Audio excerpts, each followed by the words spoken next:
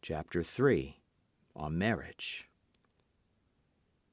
Then Almitra spoke again and said, "And what of marriage, master?"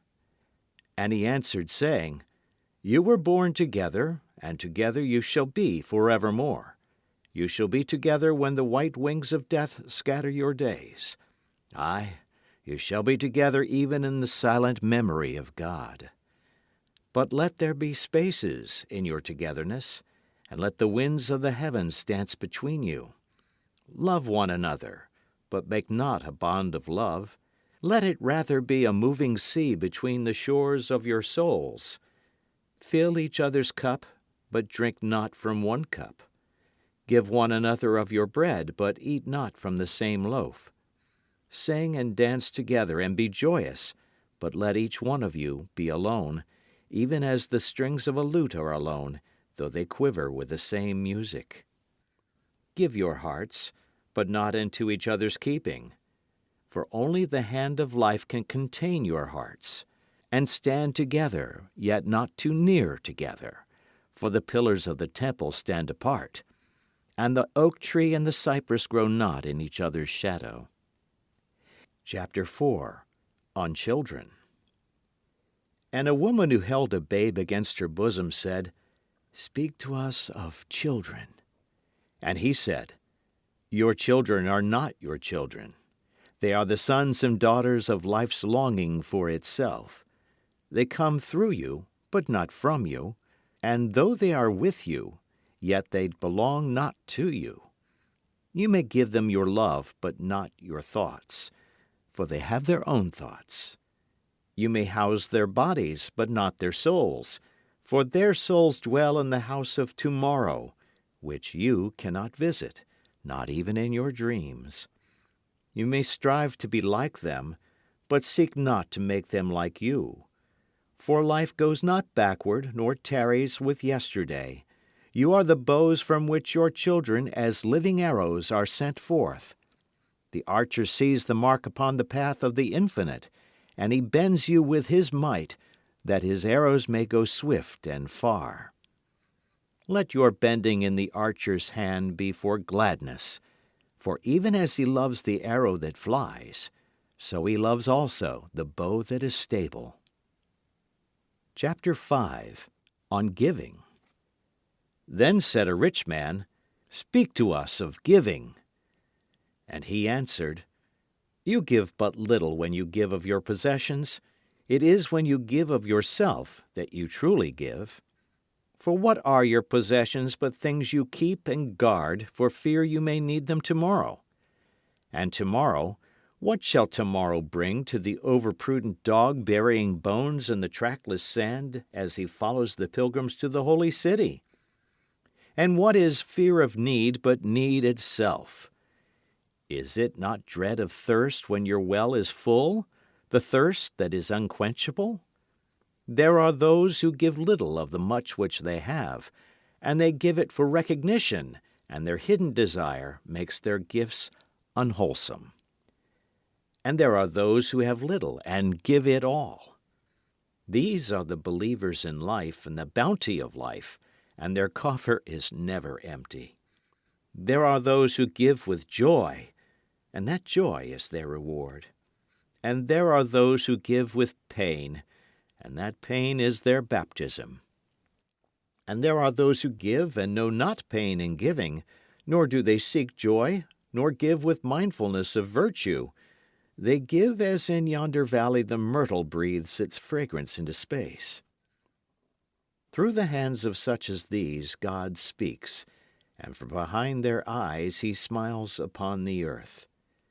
It is well to give when asked, but it is better to give unasked, through understanding. And to the open-handed, the search for one who shall receive is joy greater than giving. And is there aught you would withhold? All you have shall some day be given. Therefore give now, that the season of giving may be yours and not your inheritors. You often say, "I would give, but only to the deserving." The trees in your orchard say not so, nor the flocks in your pasture. They give that they may live, for to withhold is to perish. Surely he who is worthy to receive his days and his nights is worthy of all else from you. And he who has deserved to drink from the ocean of life deserves to fill his cup from your little stream. And what desert greater shall there be than that which lies in the courage and the confidence, nay, the charity, of receiving? And who are you that men should rend their bosom and unveil their pride, that you may see their worth naked and their pride unabashed?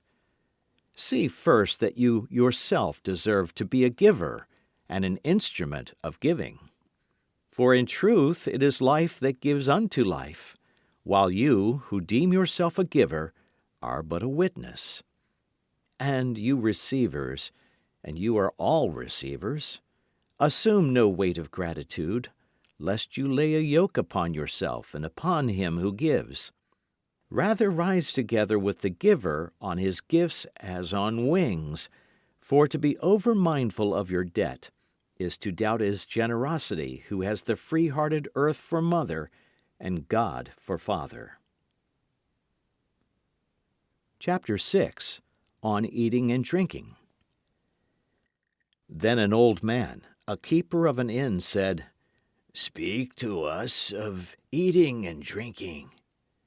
And he said, "Would that you could live on the fragrance of the earth and like an air plant be sustained by the light. But since you must kill to eat, and rob the newly born of its mother's milk to quench your thirst, let it then be an act of worship.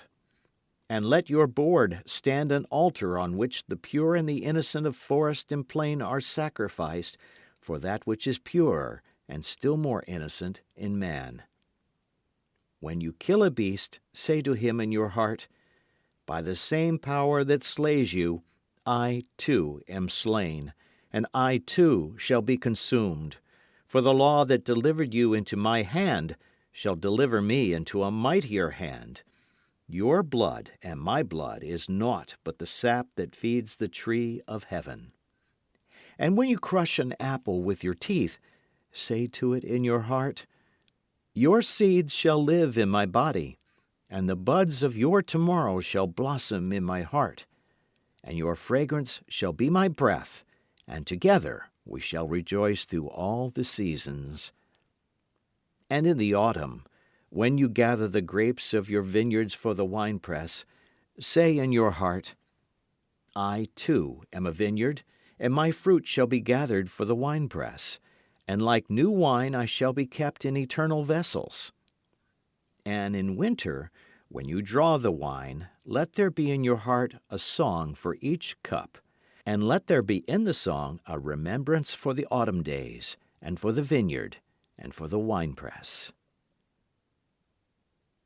And on work. Then a plowman said, "Speak to us of work."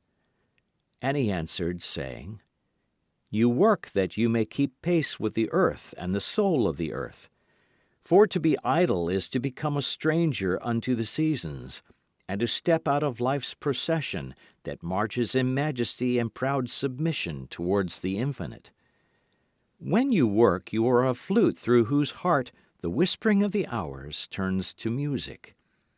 Which of you would be a reed, dumb and silent, when all else sings together in unison?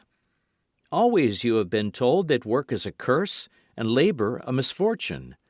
But I say to you that when you work, you fulfill a part of earth's furthest dream, assigned to you when that dream was born, and in keeping yourself with labor, you are in truth loving life. And to love life through labor is to be intimate with life's inmost secret. But if you in your pain call birth an affliction, and the support of the flesh a curse written upon your brow, then I answer that naught but the sweat of your brow shall wash away that which is written.